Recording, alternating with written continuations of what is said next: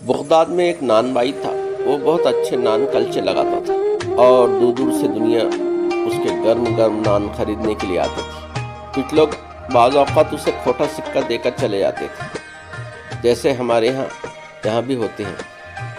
وہ نان بائی کھوٹا سکہ لینے کے بعد اسے جانچنے اور پرکھنے کے بعد اپنے گلے میں یعنی صندوقچی میں ڈال لیتا تھا، کبھی واپس نہیں کرتا تھا اور کسی کو آواز دے کر نہیں کہتا تھا کہ تم نے مجھے کھوٹا سکہ دیا ہے، یا بے ایمانی کا طعنہ نہیں دیتا، بلکہ محبت سے وہ سکہ بھی رکھ لیتا تھا۔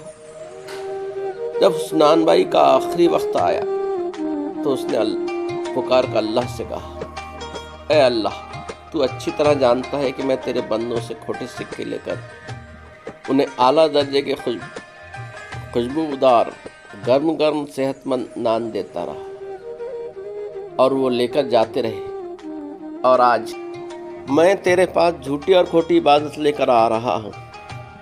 وہ اس طرح سے نہیں ہے جیسی تو چاہتا ہے۔ میری تجھ سے یہ درخواست ہے کہ جس طرح میں نے تیری مخلوق کو معاف کیا، تو بھی مجھے معاف کر دے۔